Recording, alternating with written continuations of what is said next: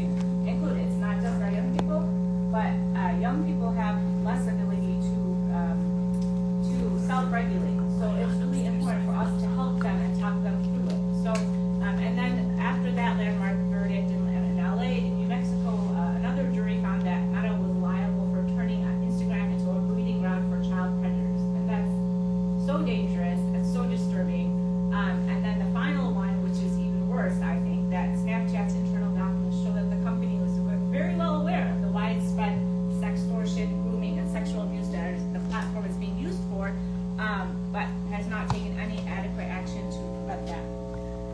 And then another story that came out on NPR in the last couple of weeks is how is social media designed? And they interviewed a cultural anthropologist from New York University, and then a psychiatrist and a neuroscientist from University of Michigan to look at the elements of design of social media platforms.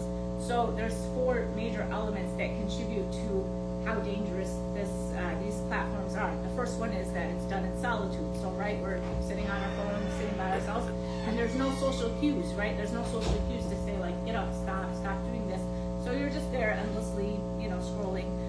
The second one is that it's bottomless, and so one thing pops up after another. There's no end to it, and you could spend hours and hours and not even recognize that how much time you're spending on the app. Thirdly, the speed at which you can access things, and so the faster people scroll, the harder it is to pull away. And the fourth one is the one that I find most satanic or demonic, in my opinion. Is there's a teasing element to it, and so the AI portion of the app kind of assesses what you want to see or what you like to see, and then once it has a good gauge of what you like to see, it produces to you or exposes you to things that are adjacent to what you want. So you never actually get what you want. It's just that things that are like adjacent to what you want. So it keeps you scrolling because you think, oh, maybe the next one is going to be what I want to see. But the things that they're showing you is just the adjacent thing. And so that I feel like is so demonic because it really just keeps you going because you're like, oh, I'm just going to get to the next one's going to show me what I want to see.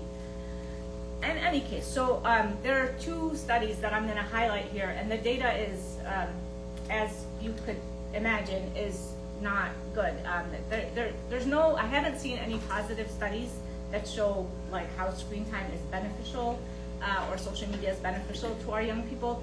I'm not saying all screens are not beneficial, because obviously we do benefit from computers or phones or certain apps, but the data in terms of social media specifically and the amount of screen time our kids are spending is detrimental to their health. And I can attest to that as I do pediatric infectious diseases generally, but I was also a pediatric hospitalist. So I think for me, like one of the breaking points or one of the aha moments was during the COVID pandemic when there was a shutdown and everybody was at home.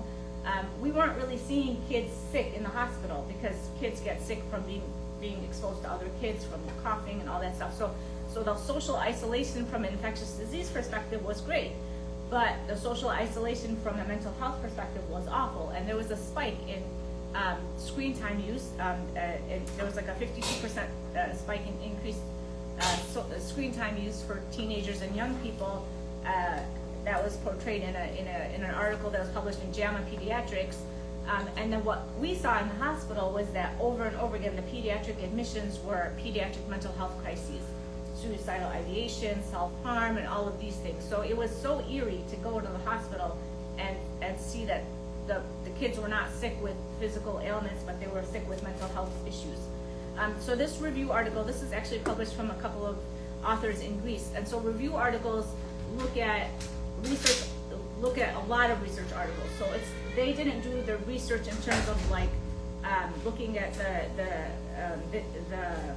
patients themselves, but they looked at all of the research articles that are pertain to the subject.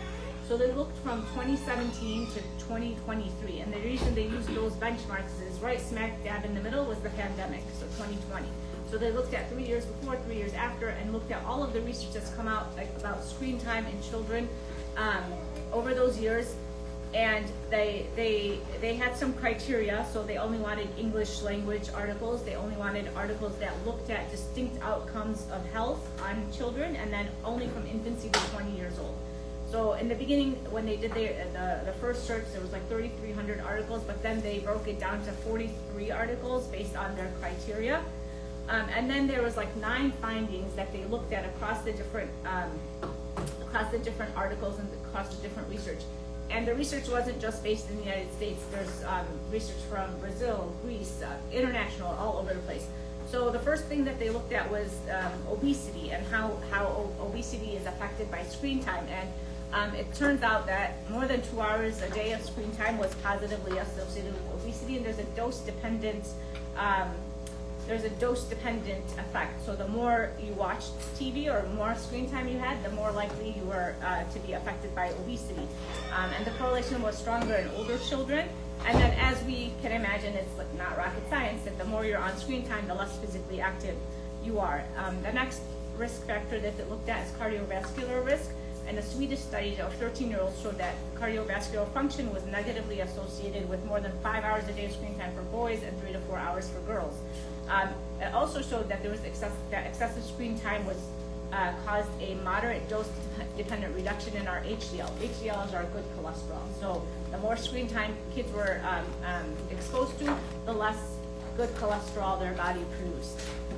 The next outcome they looked at was mental health, which is obviously the biggest one here, or the most, the one that's probably impactful for the longevity of life. And it showed that a dose-dependent correlation between screen time and depression. More than 3 hours a day caused a higher chance of depression and anxiety in adolescents and young adults. The increased risk of embracing high sexual behavior is correlated to sexual content. And then the advent of DMing or direct messaging increased the kids' chances to be cyberbullied, which increases suicidal ideation, suicidal behavior, suicidal attempts, and self-harm. And then, so when we think about, I'm going to go back to outcomes a little bit later, but when you think about the mental health effects of social media and why does social media, why is it linked to depression? There's a psychiatrist out of Stanford who wrote a book called Dopamine Nation. I don't know if you've heard about it, but you could take a look at it too. And she talks about how social media hijacks the brain's reward system, causing a dopamine-driven addiction. Dopamine is the hormone in our head that makes us happy. And so when we get these likes and comments on our posts, our dopamine bursts. But then when we don't, and then we have that lack of dopamine, and then it causes feelings of inadequacy, anxiety, and depression. Also, social media promotes FOMO, right? Fear of missing out, because you're here doing your boring, washing your dishes, taking your kids to school, whatever it is, or kids are just sitting, doing their homework where somebody else is living their curated, like, luxurious Italy vacation or whatever they're doing. And so you're sitting at home being like, oh my God, my life is so boring. Or teenagers are sitting at home saying, oh my God, my life is so boring, where she's out doing this and that and the other thing. And so this alters the brain connectivity, increasing emotional reactivity and reducing gray matter in areas that are responsible for self-control. So going back to the article and the findings, the next one they looked at was dietary habits. A Brazilian study showed that 2 hours a day of screen time and eating in front of the TV increases our risk of eating highly ultra-processed foods, which we know are not healthy. A Greek study looked at children and their screen time and their correlation to having breakfast, which we know is the most important meal of the day. So increased screen time was linked to skipping breakfast and also a less healthy diet. And then eating disorders, which is also a major problem with people who have access to screen time. So girls with 2 or more social media accounts and boys with 3 or more social media accounts had a higher chance of fulfilling the diagnostic criteria for eating disorders. And there was a linear association between time spent on Instagram for girls and their propensity to having an eating disorder. And then if we think about the younger kids and their development, the World Health Organization has been really strict and has maintained this strict guideline of no screen time for children under 2. And I know that's probably hard to maintain, but I can tell you as a parent of young children, and there were smartphones around when my children were young, I cannot remember a time where I handed them a screen to shut them up or have them, sit down and listen or like be attentive. So I had a to-go bag, and I advise everybody who has young children to have a to-go bag. So my to-go bag would have books, have coloring books, it would have crayons, stickers, snacks, anything to, anything to just help them, anything to help distract them or have them, just spend their time in a healthy way. So it's really important to kind of try to maintain that, because it does affect their development. And so so what they found in the research is that excessive screen time for children under 29 months negatively affected their vocabulary, their number knowledge, classroom engagement, and locomotion. So even moving.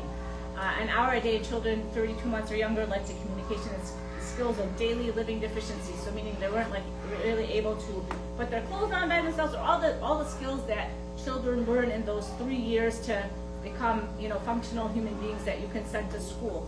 And then more than 4 to 5 hours a day in young children was also linked to deficiencies in personal and interpersonal skills and play in a dose-dependent manner, meaning the more screen time, the less skills they acquired. Something that's protective, so trying to give us some ways to protect our children, is co-viewing, especially co-viewing with parents, co-viewing educational shows like Sesame Street, things that you see on PBS, and postponing regular use of media all promotes language skills. So again, it makes sense. If the kid is glued to a screen, they're not talking to anybody, they're not learning how to communicate, and so that causes language delay. And then the parent-child relationship. So that's another thing that was looked at in this data. And as we know, we parents, we shape the way our children do things, and this is not just in terms of screen time. We know that the way to teach your kids to pray is to pray yourself. It's not go pray and you're just sitting. You tell them to go pray. That's not how it works. You pray. They see you pray. You invite them to pray with you. And other things, read Quran. You don't just, you read Quran, I never read Quran, and you just sit with the teacher. No, you read Quran. They see you read Quran, and then there's like a connection there. So screen time is the same thing. Kids whose parents spent more than 2 hours plus on social media were at high risk of excessive screen time.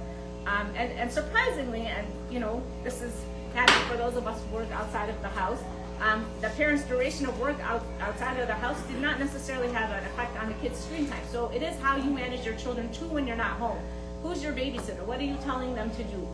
Where are you putting your kids? Are you putting your kids at somebody's house who's just going to glue them to a screen? Or are you saying, like, this is important to me, I want my kid to do X, Y, and Z while I'm gone at work? And then parents who use screen time as a reward or penalty system had some conflict in their relationship with the kids. Then looking at sleep and physical activity, excessive screen time also leads to poorer quality, shorter duration of sleep, children need sleep to grow. And then later onset of sleep.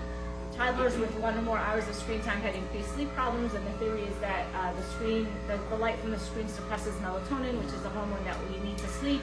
Digital media causes mental arousal, so screen time displaces sleep time, and then screen time was associated with lower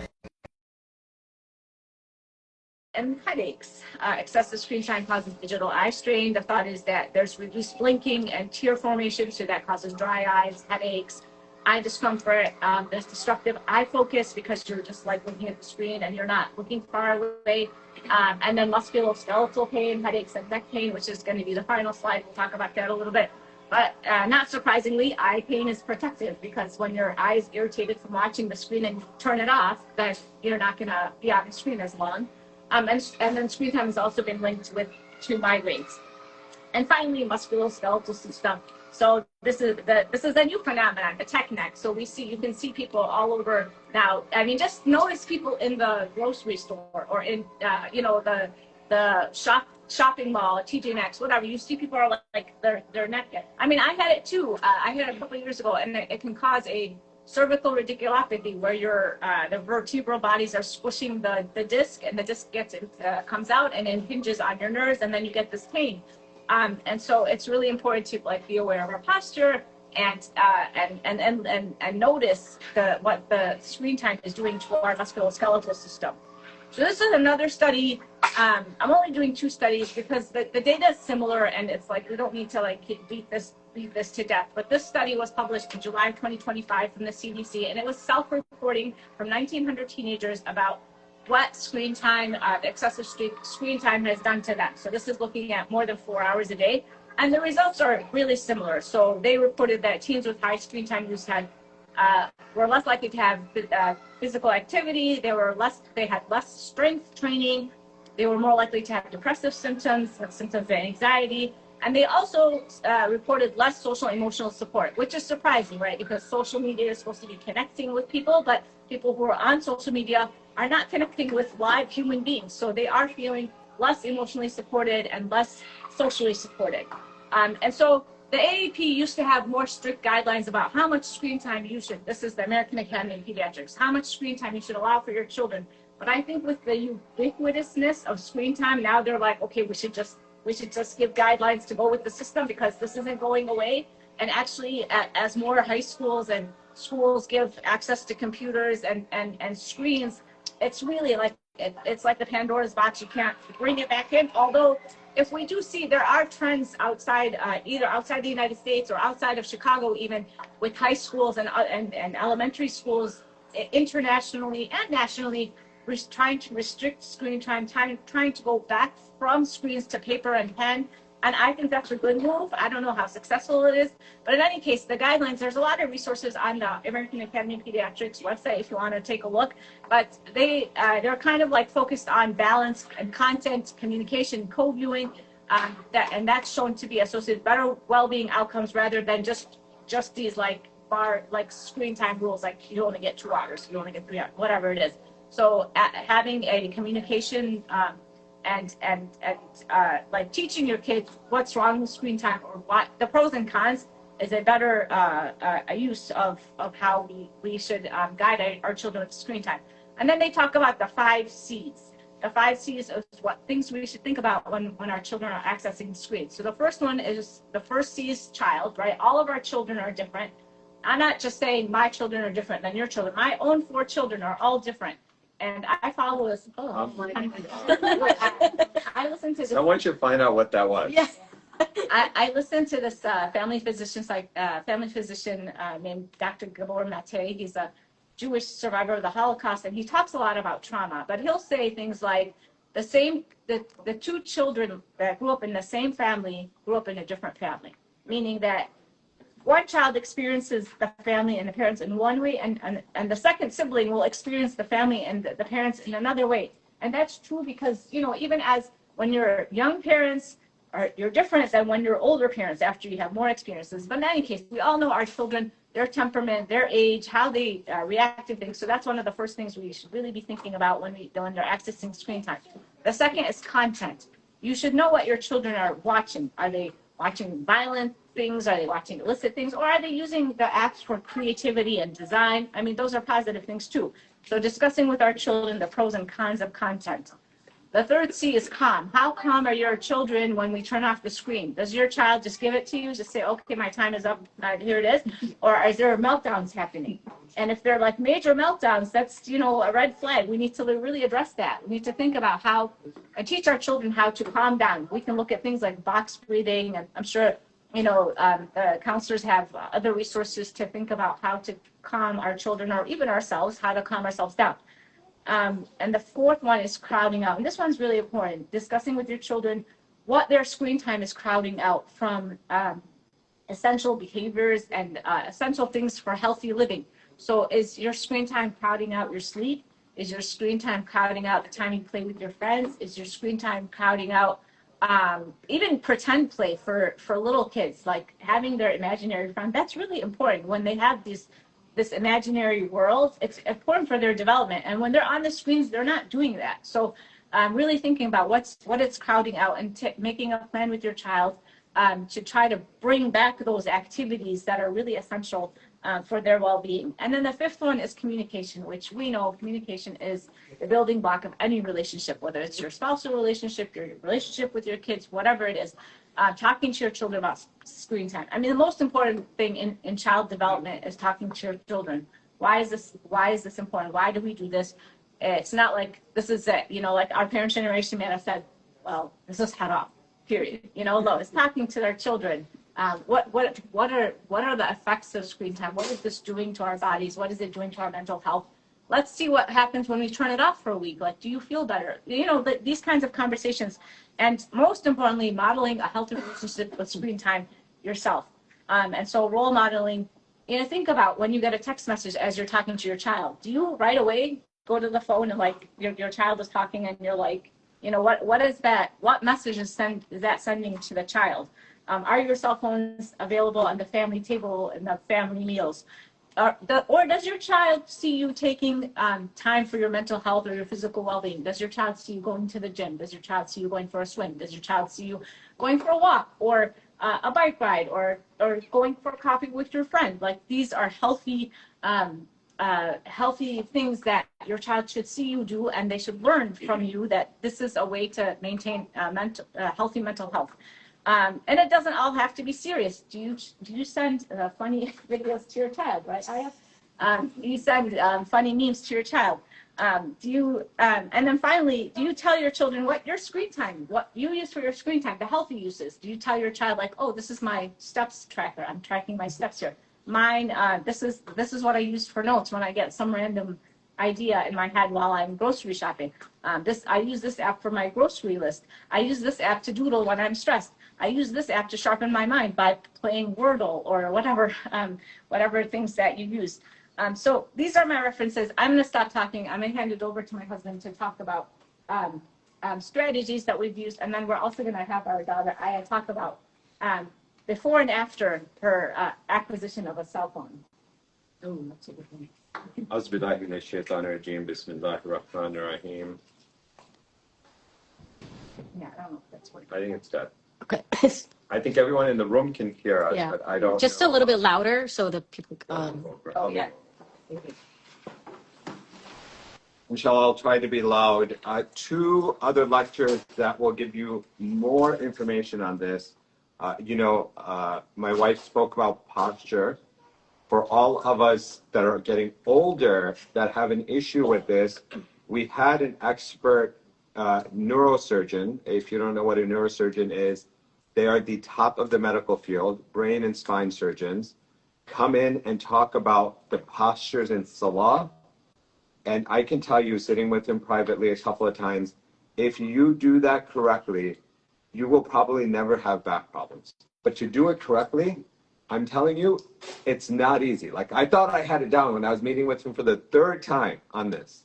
So I practiced in between, a year had went by, and I still was so off. And the beauty, mashallah, he's such a beautiful person that he went further into looking at the postures of the Prophet ﷺ, even when sitting outside of Salah, how his posture was and how he was sitting was always so correct that it was always healthy for the human body. So I'm not going to try to repeat his lecture. It's in the MEC archives for an after Isha, like adult education. And the second thing that I would say is I gave a longer khutbah on teenagers. That's also available in the MEC archives. When I do give khutbahs around the country, one of the topics is on teenagers, and this is the one that people always ask about. On the MCC parents list, I just read an article from Psychology Today, 7 things your teenager wishes that you knew. So I'll send that, I go into some more details and I'll do that now. So the first thing I want to say is, though it might sound like, and hopefully no one believes this, that we have this perfect family and this perfect screen time rules, not true. All kinds of chaos in the house with screen time always, not always, but so our rule is, and everyone should have a different rule. I don't know that this is perfect. Put batteries in it. Sure. I don't know that this is perfect. It works. Okay, awesome. So we do 10 minutes in the morning if they've done everything. So you've gotten up, you've had food, you've brushed your teeth, you've made your bed, there's nothing on the floor of your room, your drawers aren't open, the bathroom's clean, the dishes are all put away, if the dishwasher needs to be empty, that's done. And then you get 10 minutes before we leave to school. If all that happens and then screen time ends at the time we have to leave, it doesn't matter if you got 10 minutes or you didn't. You want 10 minutes, get it all done sooner. So that's the morning rule. Afternoon, you come home, take your lunch box out. Sometimes make your lunch, sometimes not. And then you get 10 minutes. And then the evening, if you do everything else, homework, everything else you're supposed to, it's 20 minutes in the evening. For the older ones, they get a little bit more. For the older ones, like Aya and our oldest son that's in high school, they have their own laptops. That is so much harder to maintain, like to the point where, I said this in my khutbah last time I gave it here, and some of the dads on the dads group said, can we start a petition with the MEC to get them off of computers? I highly encourage someone to start the petition.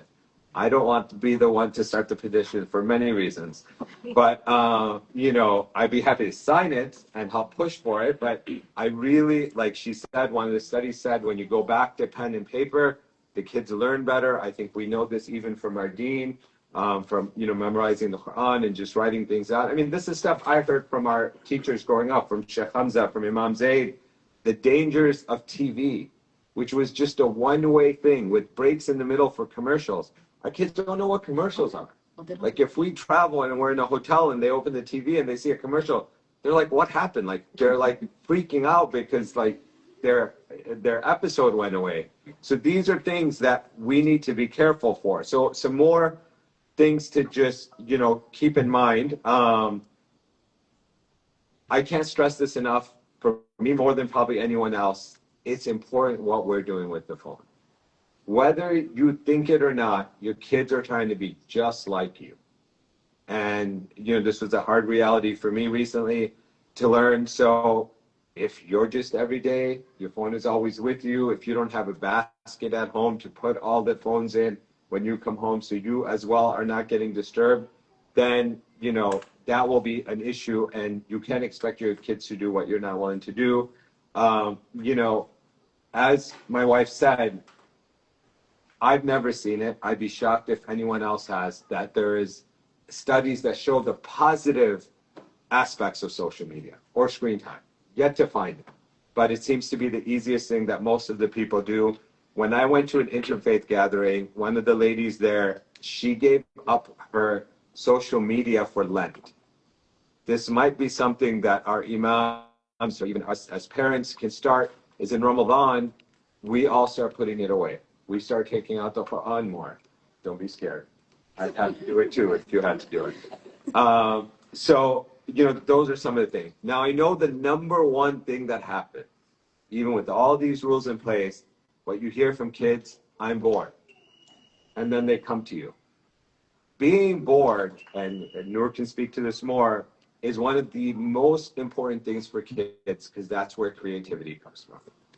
Not being bored, and some of you might be surprised with this, but at MCC's, I think it was 25-year anniversary or 30-year anniversary, mind you, we're almost at 55, 60 years. We invited Sheikh Hamza Yusuf as a speaker. I had the honor of picking him up. And one of the things that he said in the car is, society doesn't have, you know, downtime anymore. Imagine 30 or 25 years ago. And now it's so much worse. That's before smartphones, right? Maybe there was a Palm Pilot. I'm not exactly sure, but, you know, so now it's just so much worse. Some of our mushayikh, some of our imams have been ahead of our time. I know our imam, Sheikh Saad, I think his rule is no TV, even for himself, even though he likes sports. If he goes to a gathering where, you know, people might be watching sports, he sits, you know, to the side of it, not watching it, just to hear what's going on. So, and maybe he doesn't even stay in the gathering long. So, you know, these are the things we have to keep in mind. Now, one thing that was not touched upon that's super, super important is, and our superintendent Habib has been saying this for years, so it's been on my radar because I've heard it from him, saw it on his newsletters. With our first kids, like my wife said, you know, we would read all the newsletters and we would read what he wrote. I'm hoping, I'm assuming he's still saying this, but he used to say, you know, kids getting into bad areas on the internet is 1 or 2 clicks away. So the computers, whatever they're using, our rule is it has to be on the dining room table. Sometimes they try to go and sit on the dining room table where the window is. Now we've just moved the dining room table against the window, so that seat is not available anymore. So now they have to sit in one that, they'll still sit in the one that we can least see, but, you know, at least we can see it if we walk by. So, you know, it takes an active effort of, you know, hiding things as needed. But, so these are things to keep in mind. If anyone is allowing your child to have a device in their room, that's just a recipe for destruction. TV, whatever it may be, like if you don't understand that in this day and age, you need to read upon it, you need to talk to friends, but that's just a destruction. For play dates, our rule has always been, and as I'm saying this, I realize we've been a little lax with the youngest one. But, if they went to friends' houses, we would talk to the parents and say, they're here to play, not to watch videos. When people come to our house, they're not allowed. After the third hour, we might give into a little bit of videos, but the first 3 hours, it's play. I don't care if it's snowing outside. Our basement is basically transferred into a soccer field, a basketball field, a whatever you want it field, break what you want. That's the point. And so do what you need to, whether it's Legos. If you want some Legos, please come take some from us. Whatever it may be, just make sure you've set up the environment to do that. From the teenager, thing, when I give this khutbah, like the aha moments that parents have and that I have with two teenagers at home, like every time I go through it, it reminds me of things that I need to do. I highly encourage you guys to listen to it or read the article. You don't have to listen to me. I'm not the expert here. The article is, but we all as parents need to talk to each other. If we're not talking to each other about our teenagers, kids, or about our marriage problems, we're all going to think we're the only ones having. When we realize that everyone else is having them, we'll do better at trying to solve our own problem. So don't be in a silo. Don't trap yourself. Just, remember that everyone is going through this. This is why it's being talked about. This is why the school put it out there. But there's nothing good. Let your kids go out and get injured. I share with my kids the line from Cars, the movie from Disney. Not a proponent of Disney. There's probably lots of bad there. But, the movie Cars, especially for young kids, they love it. And something that the main character's best friend says when they ask him in the third one or the second one, do you want to get those bumps taken out of your vehicle? And he says, no. That's the fun I had with my best friend. So let them go out and get hurt. I have titanium plating in my face from football. I have no regrets. I loved playing football when I was in my 20s. Loved it. Organized it for 7 years. And I would not change it. Like, alhamdulillah. So same thing. Let them go out. Let them get scars.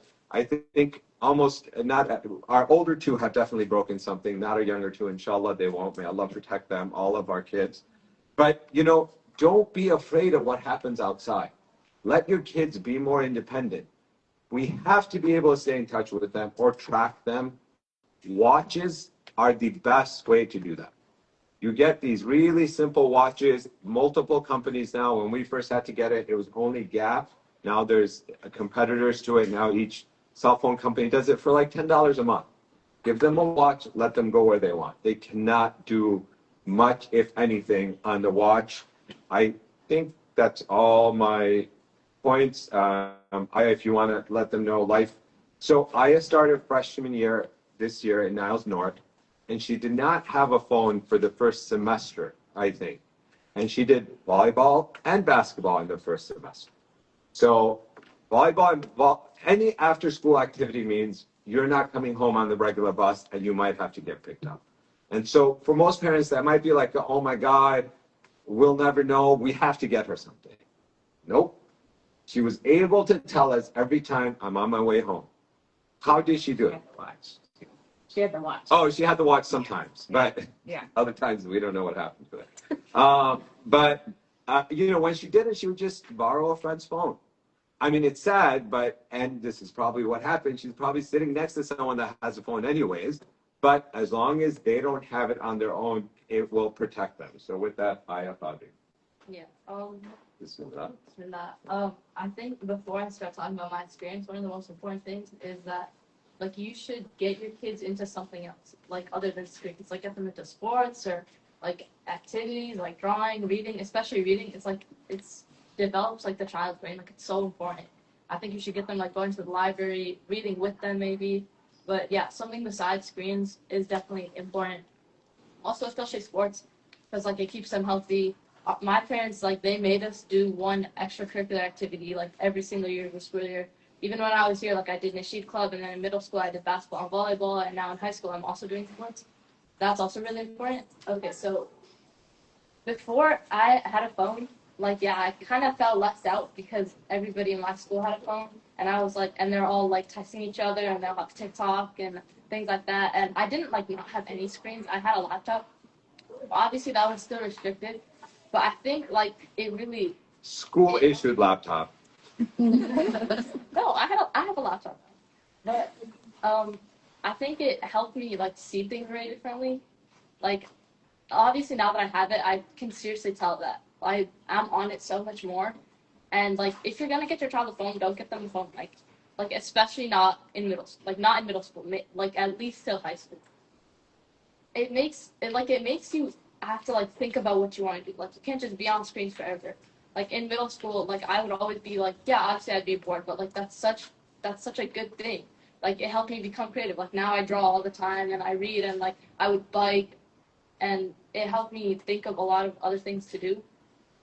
Like, yeah, obviously your child, like they might be like, oh, like everybody else has a phone, like why can't I just have a phone? But like I think it's still like a good thing if they don't have a phone, because it helps them like do things differently. Like, my parents, if I ever want to hang out with my friends, I would have to like actually pick up the house phone and call them. And like, that's honestly like a good thing. It obviously ups your communication skills anyway.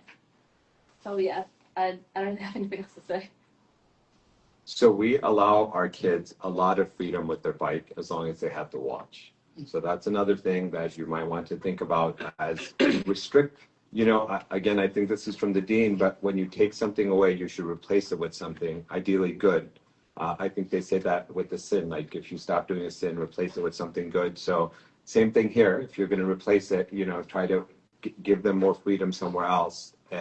And you know, I have pictures of Aya as she grew up every year in April, because we would have snowstorm every year in April, even though we shouldn't, making a snowman every time it snowed. So like, you know, most kids, as soon as it snows, parents might be like, okay, just get on the screen time, but she didn't have anything to do. She would bundle up. I mean, we would get all the warm clothes needed.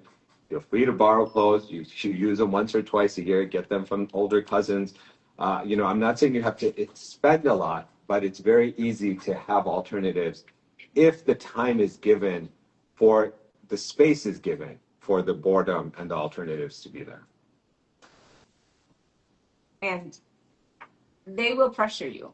Like, your kids, and they'll make you feel sorry for them. Because our oldest didn't have a phone either till second semester of freshman year. And he would say things like, oh, I can't do my math homework, or I don't know what, this and that, and everybody's got a phone, and I'm not going to be able to be successful. And you need to be strong. And it's, you know, as you get older and you have more kids, and it's harder to maintain that. But again, for me, because of my profession and what I see in the hospital, this is the thing I'm willing to die on. Screen time is the hill I am willing to die on, because I just think it's so destructive. We have any questions from here. This is for all of you, or this is for Brother Amjad. When he does 10 minutes of screen time, is it TV or phone or laptop, or is it that also allotted? So that's a very good question. It's up to them, whether it's laptop or gaming. Initially, with our oldest two, there wasn't a lot of gaming. We were against gaming, especially shoot 'em up games. Having a pediatrician, we're still against shoot 'em up games. And now with the oldest one, we saw that the video games was getting addictive. And we saw a lot of the things that, you know, my wife said about the tantrums and stuff when we would ask him to get off. So we had to figure something else out. With our current middle one, it's gaming mostly for his 10 minutes. So it's flexible depending on what they need to know. And again, this goes back to one of the C's that Noor talked about, which is, you know your child. And listen, if 10 minutes is too much, again, know your child. Maybe that's not what you do. Maybe, and again, all this makes our job as parents hard. Let me just say that. Just like when you put your kids in HIFs, you know, one of the teachers here told us very beautifully when we started HIFs with one of our children, he said, with this will come the shaitan. He will be in your house working extra hard to break up your marriage. So if any of you have a kid that's in HIFs, or you try to implement this, which is You know, Sheikh Hamza used to say that's just Dajjal or Shaitan in a box, or I forget what his famous quote is. Same thing. You take that away, Shaitan's going to try extra hard to make your life hard. So just keep that in mind. Work with your child. The other rule, if they didn't do the dishes or whatever, they didn't get the screen time, or like time would be taken away. Like you just, you know, decide you're going to slam doors. Okay, 5 minutes off your 20 minutes. It's such, if it's implemented, it's such an easy way for get them to listen when implemented properly. If push comes to shove, is there a better screen or and a worse screen? TV, tablet, phone, laptop, etc. TV is worse. I read one of the studies, and it shows that TV is worse because like you're just sitting in front of a big screen and you're not really moving around. I think like video games, like not like shooting video games. Obviously, that like promotes violence, but video games are interactive, and I think like it helps your brain function, like especially if it's like a kind of educational video game or anything. But I think TVs are definitely worse. I don't know about tablets and versus laptops. I think laptops would be better, but I'm not sure. I think it's more content, like what your kids are doing on the screen. So like our middle child, as he mentioned, he games, but his game is called Rocket League, which is like a car that plays soccer. So the car kicks the ball into a net. And then they play Minecraft, which is a lot of building and Geometry Dash. So it depends on the content. So if your kid is on the screen doing like a spelling game or a math game, obviously that's a lot better than your kid passively watching something or a shooting up game, which, you know, that's another hill I'm willing to die on. Won't get it in our house. You know, something to add is, again, it's in my khutbah, but it's super important. Allah subhanahu wa ta'ala, when he talks about people that might get depressed or some of the benefits that we don't have, he talks about nature and getting out. Same thing in the article. We got to take our kids out. It's one of the things they want us to do, along with one of the things is take my electronics away. That's one of the 7 advices. But we have to take them out somewhere quiet. We don't have to talk to them. They don't want to talk to us when they're teenagers. If you have young kids, you don't understand this yet. But when they become teenagers, they don't want to talk to you, but they appreciate you taking them out and just sitting with them somewhere in nature. We are asked in the Quran to reflect upon nature all the time. So, you know, I would say this a lot for some other people that I thought were depressed. We need to get them out of the house. We need to get them out of the house. Keep that in mind. I know in the winter times it's hard, but even getting in the car and going out, sitting in front of the lake, sitting in a forest preserve parking lot where you see more animals or trees or whatever it might be, is still getting out and seeing, maybe at night, take them out to see the stars, to see how vast the world is and how small we are compared to that. What was the figure something else out when the gaming got addictive and the tantrums? We took it away. And initially, we took it away cold turkey and for a while, for a long time, actually. And we restricted him from playing that. It was the same game, Rocket League. But our one child was like super addicted to it. And then, you know, every child is different. So we just took it away cold turkey for a very long time. Remember? Yeah, but to be fair, we did a like spring break or winter break detox for everybody. So it wasn't just for him. It was like no one's getting any electronics for 1 week in the 2 winter break, or you know. So it was just like the whole family's going to detox. One of the best things you could probably do is board games with your kids. If you do this, you'll learn a lot about them because they'll joke about things that you might not hear because you don't get that kind of time. When kids are distracted doing something like a board game, they'll say the craziest things. So, you know, you'll only learn these things when they're doing something else. Otherwise, if you're talking to them directly, they won't say anything. Even younger kids sometimes won't say anything. Thank you for that. What's the watch that's given to the kids? Please tell us more about it. So there's 2 companies. One is Gabb, Gabb, and it's called a Gabb watch. And what was the other company that we recently used? Gizmo. Oh, Gizmo. The other one is Gizmo. I think Gizmo was the first one we used. You can get this through all of them, T-Mobile, Verizon. It's fairly cheap. Sometimes it's free. And it's usually very cheap as an added line. From what I remember, it's like $5 or $10 a month. So, you know, it's super cheap. It's one of those two, no affiliation with them, but yeah, just that's what I would look at. Those watches, you the parent allow which numbers can call and which numbers they can call. It's very limited. They can text, very limited as well. Like there's specific messages that they can text, like I'm coming home, I'm almost there, come pick me up. You know, it's just specific things. And as they progress into the cell phones, and we really need to be more tech savvy. So like our daughter's cell phone that she has, our son's cell phone is a Gap phone also. That has no apps. So like my mom texted him the other day, and he's like, I can't see any Facebook. I don't have WhatsApp. So my son, who has the stricter phone, doesn't have anything. My daughter, we got her a T-Mobile phone, but it's like a family plan. So she can only download the apps that I permit. Although we know she has Instagram. We know she's had it for a while, not on her phone, but without telling us. On this high school computer. No, not on the laptop. Oh, on the laptop. That's not even a But anyways, what I'm trying to say is teenagers will find a way, okay, to get what they want, but your job is to try to restrict as much as you can. So there's also, and I've been like blue in the face telling my husband, we have to figure out a way to turn off the internet. And there are ways. I know there are ways. It's just, with 4 kids and our jobs and all that, we just felt like our brain span isn't as wide as it used to be. But anyways, there's ways to turn off the internet. There's ways to turn off which phones are attached to your internet or logged onto your internet. There's ways to, yes, they are. And so her phone at 9 o'clock, it just shuts off. And no matter what she's doing, it just shuts off. I can shut it off at 7 o'clock. I can shut it off, I can turn it on at 5 o'clock. So I control that from my phone. But we have to really be more tech savvy than our kids, because they're going to find a way.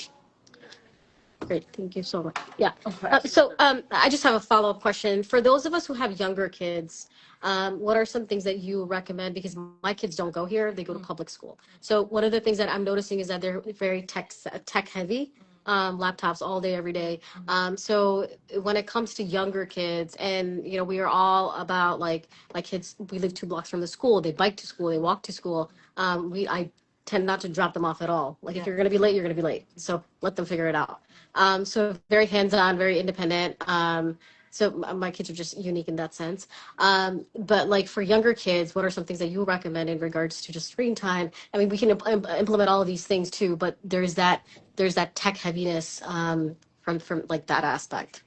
You know, I'm glad you brought that up. You know, there's a movement in 2 states that I know of, probably more. The state of Florida, which is very right-leaning, and state of Washington, which is very left-leaning. The one thing they both agree on is they don't want any social media for kids before 15. It's both of them, I think, either passed or trying to pass that law. So just something to keep in mind. And this might be some of the things we go to the school with and tell them.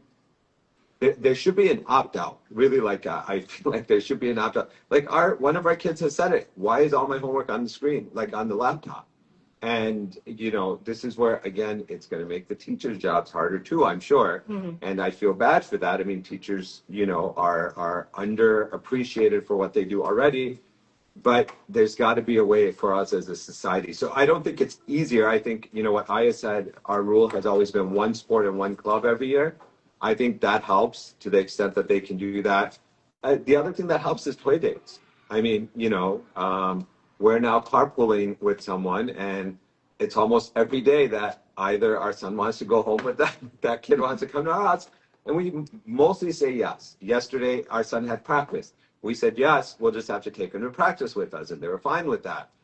You know, little kids don't have that much homework. Let them play with their friends. Some of my best memories is playing with my friends growing up, as long as, you know, we know them, obviously. And the more you have it in your own house, the more you get to control what is happening and the fact that they're not on screens.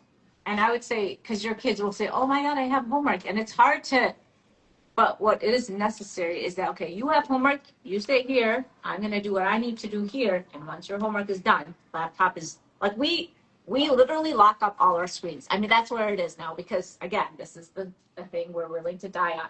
We have a suitcase that has all the screens, laptops, computers, phones, Remote. remote controls, control for the gaming system.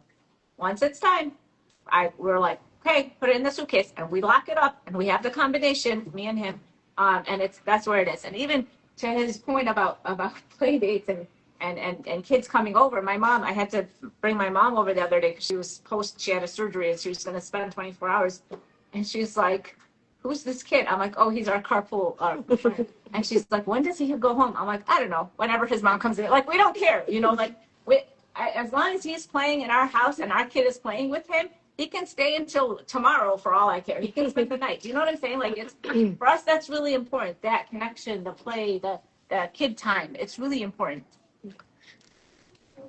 I also feel like just like in the house, it needs to be like the norm that people aren't on screens. Like you should be like showing your kids that you're doing something else. I think that's also really important. For sure. You know, one thing that's all this is important, so I'm not going to say something that's important. One of the points from the article is the kids say, "Stop spoiling me." Like that's one of the points from the teenager to the parents, and they want to earn things themselves. You would be surprised, even though I'm married to a pediatrician, I had to show her this. Kids starting at 2 or 3 should start doing chores. Yep. It's not like, oh, let me wait till they get 10 to make their own lunch or to take out the garbage or to put the dishes away. You have to start them young. And that's how they get to that habit, inshallah. Before, is it okay if I ask the question? Do you have I have to actually go now. Oh, okay. Go ahead and ask your question. Yeah, go ahead. I was just gonna say, I know we heavily talked about screens, but there are also other ways you get them linked, like let's say Alexa or Siri, right?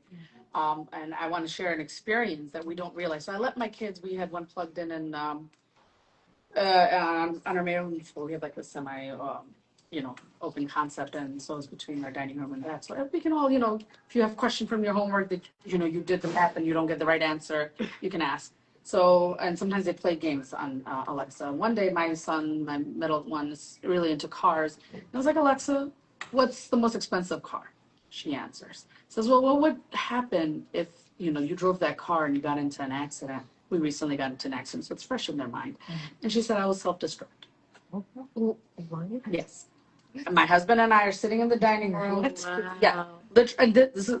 I've heard these stories, right? Yeah. But sometimes we're like, oh, the kids are just asking. Like, for us to be present, it's not just like when they're watching the screen, what they're watching is like what they're hearing too. Yeah. It's so big. I mean, we don't know where Alexa is now because we unplugged. We responded right away. We said, Alexa, we don't appreciate this answer, and that cannot come out of you again. Like, when that's crazy. Yeah. I mean, that's they can intense. detect that it's a child's place. Yeah. She said, I will self-destruct. Yeah. So that's just, I think, anytime No, it's so this is so Yeah. important Wow. for us to kind of keep track of and, listen to what they're doing. And so now they're not allowed to use Alexa. Wow. Yeah. Yeah.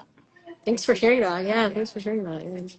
We have one more question. What to do when you create screen-free home, but all the friends and cousins are tech heavy? Kids feel inferior or can't relate when cousins and friends only talk about shows or news out there. So I'll say something, and I think my daughter wants to add something here. I would be the mean uncle that would go around taking the phones away from kids in parties and giving it to their parents. Yeah. He does. That's good. And their parents would be annoyed. Some of their parents are teachers, and I would be shocked that their kids have phones in their hands. So, be that mean parent, and at some point, inshallah, someone will make dua for you, or at least that's my hope. But that's one thing. The other thing is, kids will always say that, but we might also see it. If your child's the only one, then maybe your child will be the only one that knows how to be a doctor when we're all old and we need to see doctors that can help us. And we should just be happy for that. Like, we're too old. Well, maybe I'm too old. Many of you are younger with younger kids. At some point, you stop caring what other people do or think. I think that happens after you're 50. So, I mean, I'm past 50. So I know that's true for me. But don't let that be a reason. You would never give your child a gun just because everyone else has one. And the studies have shown that this is sometimes worse. I mean, Masha, she shared a story about Alexa. we know stories of people that have committed suicide because of the interaction with whatever bots and so don't think that this is something safe. Again, I go back to there isn't one study that says this is good for your child. Well, if you're like friends and like all your cousins, I feel like you just need to get them into what you're into. Like obviously you don't have fun, but they all just be, you have to be the one. Like your child has to be the one to be like, oh, come on guys, like let's go to the park. Let's play a card game. Let's like let me tell you about this book that I read. I think if you just like get them into what you're into, I think that's a good way like to not be into screens, and that like helps them to get off screens. And instilling in them the confidence. I mean, even, being Muslim in this society, you have to instill in your children the confidence to do what's right, even if the whole society is not doing the same thing. So this is the same thing, even though your fellow cousins and all that stuff are Muslim, but, being able to teach your child to stand up for what she believes in. And like I used to have a little thing in her room that says no phone. What did it say? Like no phone area, no phone territory. Your little Yeah, it says like no cell phones or something. Yeah, no cell phones allowed in her room because that's where all her friends would come and hang out, and they would all have their cell phones. So she had this little thing before she had a cell phone that said no phones allowed. And even just being able to have the confidence to say like, okay, that's okay. You guys do all this, but I want to do this. Let's do this. Like this is it's like that metaphor. Like if your friend jump off the cliff, are you going to jump off the cliff? Like we have to instill in our children the ability to say, this is what I want to do. This is what I think is healthy and safe right now. Just to add to that, don't be afraid to limit the time when you go to those gatherings where it's all electronic. Yeah. No one's getting anything good out of it. Yeah. So maybe you go because it's a family obligation. If you don't have the ability to influence everyone else, I mean, you can share stats. If I'm assuming there's usually a family WhatsApp group, you can share stats and slowly hint at it, and some of the time maybe have individual conversation, get one person on your side, get two people on your side. There's always, where there's a will, there's a way. So, I'll share, I think Noor shared some of this. One of our children, this was probably one of our proudest moments as a parent, is when their friend circle started going towards, something like not good in school. Even the teachers told us, we were really proud of your child for not following, for then just making a different set of friends or a different friend, whatever it might be. The teacher remembered it, we remembered it, and that's the way we have to, teach our children. Most of you, I'm assuming, are from the school, so our children are already slightly spoiled in the fact that they're in a Muslim environment all day. So they don't know how to challenge themselves by being in a non-Muslim environment. So if we can't make them strong in a Muslim environment, then at some point we got to let go. So when that happens, if it's college, which might be for a lot of us, they're totally free. So you have to be able to instill this early, inshallah. And if they see you instilling it, then maybe it'll be easier for them. Okay. One final thing too, like Amjad would all the time be sending to our friends groups all these articles about screen time and trying to inculcate in the parents group of our friends, the friends and their parents, like saying no to the cell phone before 13 for sure. All of the like he's always sending these things like, look how dangerous this is. Look this, so you have to try to get your family and friends, the parents, on the same page as you too. And like as your children get older, like especially me and my friends, I would like have like if I had like a birthday party or like a gathering with my friends, like and one person brought a phone, then everyone would be on their phone or like surround that one person, and my friends would like recognize it and be like, oh, like this person came and they brought their phone, and like now nobody's doing anything fun and we're all just on the phone, and like they recognize, like the children can recognize that it's like detrimental and it makes you boring. So like that's no. I'm going to push back a little bit. Now, let's say, for example, one of the things that I'm noticing within our community is that lack of problem solving skills from the very young to even like high school, right? So with that comes a big hit on the self-esteem and self-confidence. Now, when a student is struggling with that, how do you go about not falling into the trap of screens and going with the flow and just build that self-confidence on your own. And I know home has a lot to do with it too. But like, any suggestions on that part where self-esteem and confidence is not up to par as to what needs to be successful in wherever you are, wherever the teen is, wherever the elementary child is, or whatever. Does that question make sense? Yes. Okay. So, one thing that I think Noor and I learned very early on, again, this was stuff we used to share with our older friends groups. Really, I got to get back to doing that. Is don't ever praise the outcome of what your child did, but praise the effort that was put in. So, wow, it took you a long time to make that painting. Wow, that was hard, and you did it. So things like that. The other thing that we have to maybe get better as parents is, they say for every negative interaction or no, there should be like 10 positive interactions. So I would say those things. I can tell you, my wife and I are not good with this. We know this about each other. We've struggled with this with our kids. Sorry, Aya. And so those are just some points that I have. Yeah, just, working on your child's self-esteem is really important, and it's really hard. And trying to highlight as much as you can the positives that they've done. Like, oh, look at what you've done here. Oh, look what you did here. Oh, look how much effort you spent here. Oh, did you try your best? That's all we can ask from them, is that they try their best. But like, there's been so many times that I've had conversations with my eldest. Like, come on, bro. You didn't really try. I know you got maybe a B. Maybe you got a B in this class, but come on, let's be honest. Like, how much did you put in? And he'll be like, yeah, you're right, Mom. I only put in like 10%. I'm like, okay, so let's recognize that the effort, and telling your kids. I mean, I've had this conversation with my eldest and my other children, some of my other children too. Like, all those times I gave you something, he gave you a gift, whatever it is, whether it's intellect, creativity, whatever your child is gifted with. Everyone has a gift, and he's going to ask you about it. He's going to ask you what you did with it, and what are you going to say? Like, oh, I was too lazy, and so I just put in 10%. Like, what are you going to say about that? Like, he can take it away like this. So recognize the gifts that Alda gave you and use them. I see. Okay. I feel like also going back to the extracurricular activities and sports, that's a really good way to encourage problem solving, especially like sports. There's like so many things they can do, like especially in basketball. Like if you're like losing, you have to like figure out a way to push yourself so that you can like start maybe winning. I feel like those are really good with the problem solving aspect of it.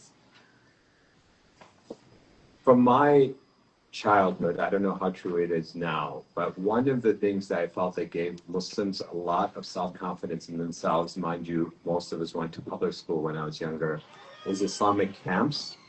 So your kids being away on their own in a Muslim environment helps them develop that on their own. So, that's really one thing that I really felt really helped. The other thing that I think some of the studies say is have a conversation at night with your kids about what they did. One thing I saw recently is ask your kids for 7 days something that they're proud of, and then watch the change after that. I haven't gotten to 7 days yet, so maybe that's something that'll help, inshallah. So these are, and there's lots of great books out there. Dr. Sachs, I think it is, on Boys Adrift. Resources out there that we should as a community. I know when we lived in Michigan, they invited Dr. Sachs to the masjid to speak on this subject because of what we're seeing with boys in society in general. And we had a book club in Michigan. We had a parents' book club that we just read books about parenting. Cool. Yeah, that's awesome. So we also do like parent workshops first Wednesdays of the month, and inshallah for next year we're thinking of introducing like the book club for parents, and we can come together and inshallah do that. Yeah, go ahead. Sorry. Yeah. Thank you, Noor, for saying the parents' book club. Something we forget about, and I think this is super important for anything, is we've all heard it growing up, and we need to implement it, is the dua of the parents. Nothing, if you really want something and you're having a problem in your life and you're not waking up for tahajjud making dua, you don't really want it. It's that easy. So if you really, really, and this is advice to me first, if you really want something, wake up and make dua at the tahajjud time. And that we all know that's how you get it.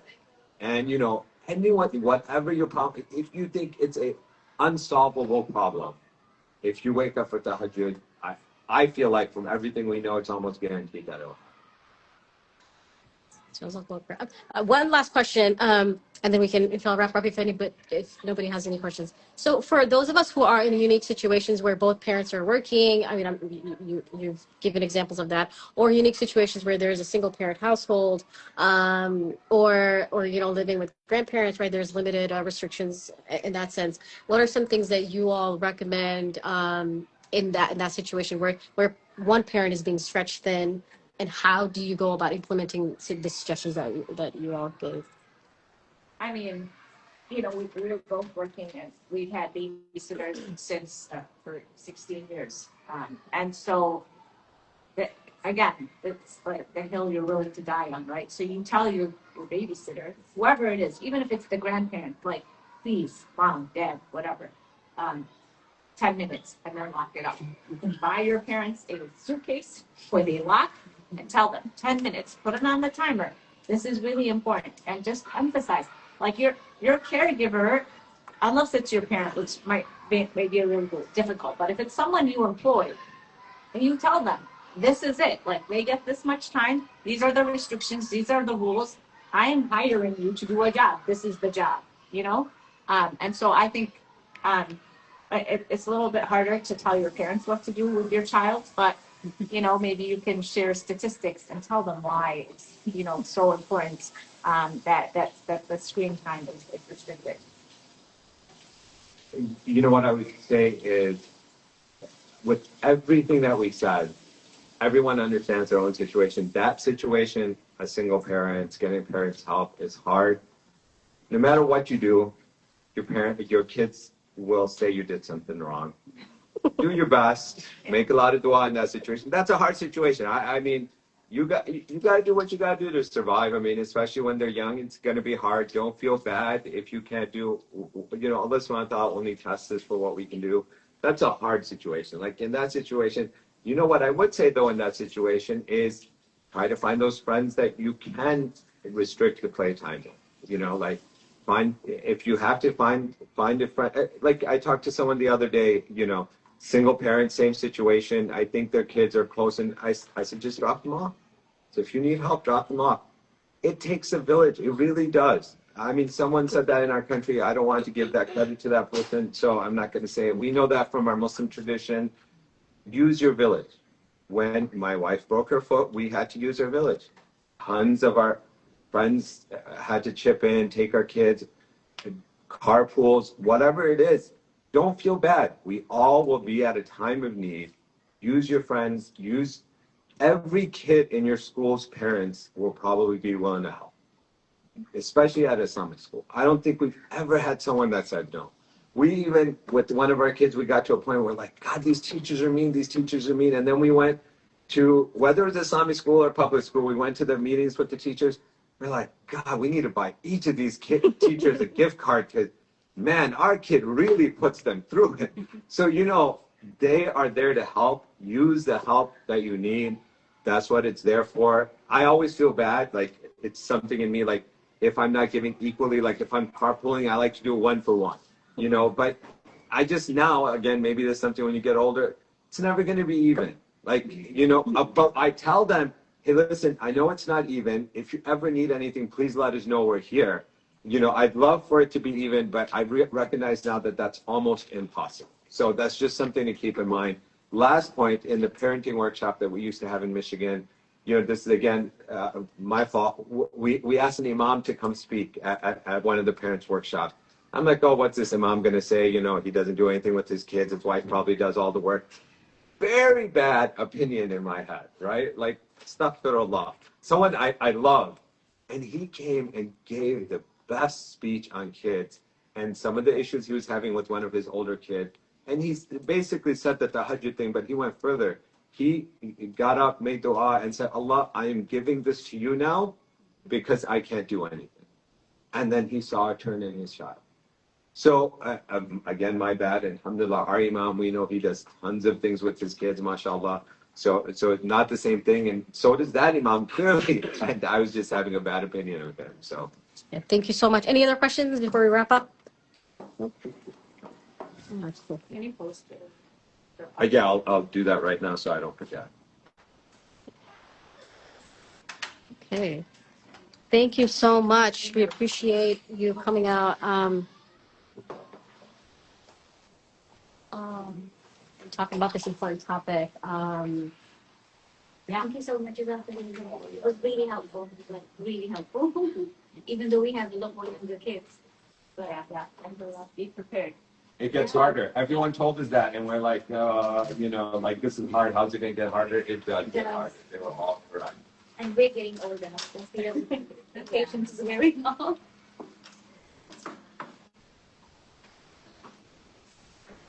This is a small gift from us for all three of you to allow us to take into it. So yeah, Thank you. it's it's fine.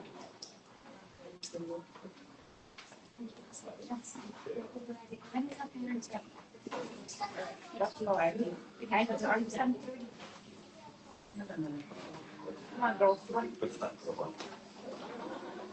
be a bunch of Thank you. Thank you so much. Thank you. Assalamualaikum. So much. I do. I just have to figure out how to say this, and no one can this this. Can you do me a favor? To come down. Sure. For this, yeah. Just say that he's tech help.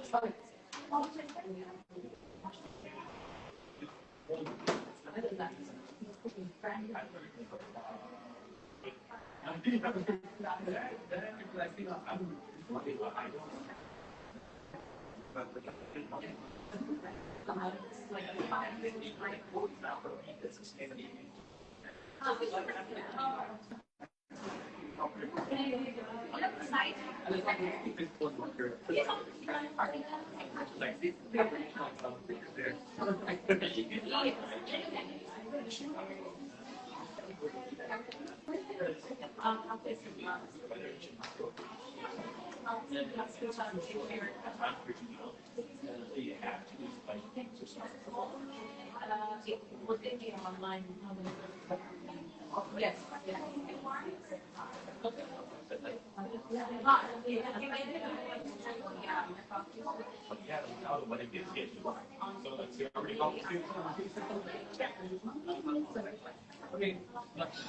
You're welcome. You are welcome. You're welcome. Are you gonna be here next Tuesday? I'm gonna get that basket for you. Is that Tuesday? Oh, Tuesday. Okay. Is she coming? They're calling her. She was in office. Oh gosh. I don't wanna like. If I X this out, is it gonna get saved? Oh, yeah, we don't want to lose it. I know. Yeah. I don't want to lose it. I've never done live stream.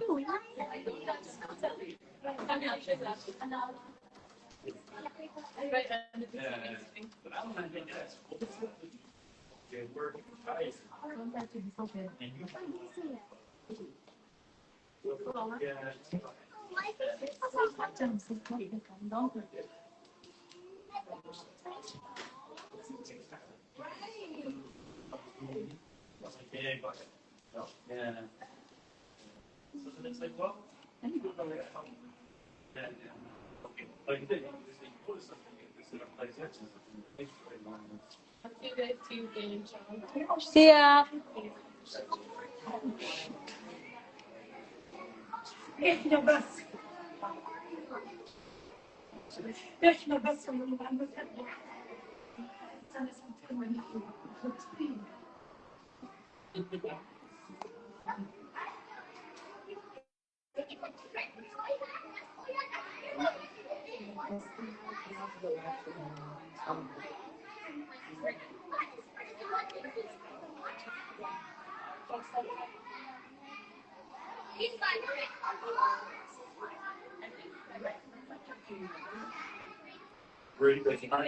We're parked on the back of the parking lot. I'll tell you about that. I'm terrible at Instagram. I actually only downloaded Instagram to watch this that was coming late. So I'm like, first I had to go install Instagram. Then I wasn't seeing like they were like using it right, and I saw their parents.